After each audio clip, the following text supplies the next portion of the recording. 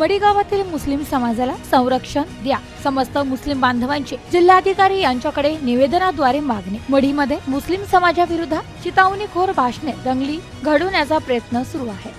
मडी येथे दिनांक 22 फेब्रुवारी रोजी घरकुल यादीचे प्रमाणपत्र वाटपासाठी दवंडी देण्यात आली। ग्रामसभा आयोजित करण्यात आली होती। सदरील घरकुलाचा विषय संपल्यावर ग्रामसभा संपली असे जाहीर केले, परंतु सरपंच आणि ग्रामसेवकांनी कुठलीही गावकऱ्यांना कल्पना न देता मुस्लिम समाजाच्या विरोधात येणाऱ्या यात्रामध्ये दिनांक 19/3/2025 रोजी यात्रा भरणार असून त्या यात्रेमध्ये मुस्लिम समाजाला बंदी घालण्यात आली असून मुस्लिम समाज अवैध धंदे करतात, मडीमधील प्रथा पाळत नाही असा चुकीचा उल्लेख केला। हा ठराव मंजूर करून घेतला तरी संविधानाच्या विरोधात हा ठराव घेण्यात आलेला आहे।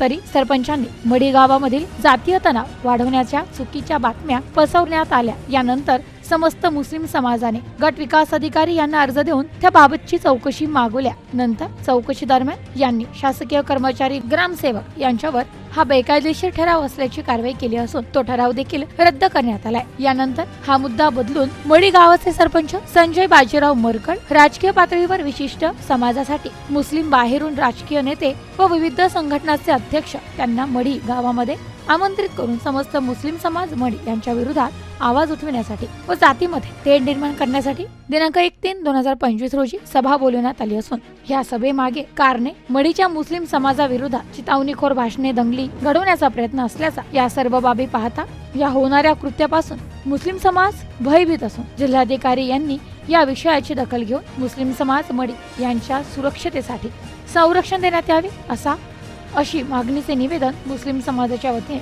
जिल्हाधिकारी यांना देण्यात आले। यावेळी मुस्लिम समाज मोठ्या संख्येने उपस्थित होता। Bureau report news today 24 Ahilyanagar.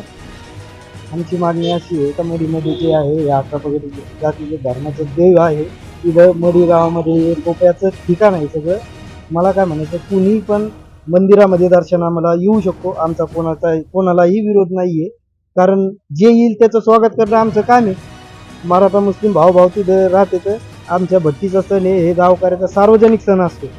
हे सर्व जाती धर्माचे गावऱ्या गोळा करून आम्ही वैयक्तिक एक होळी पेटवतो आणि तेच होळीची जी उद्दी असते जी वर्षभर वापरतो भक्तगण सगळे, आणि आम्ही कावडीचं पाणी आणतो, आम्ही पण तेल धरतो। सगळ्या जाती धर्माचे लोक तिथं तेल धरतात आणि तिथं उद्याच्याला अनहोनी काही होऊ नये म्हणून आम्ही निवेदन आपलं नाही म्हणून दिलं नॉमिनल असा विषय।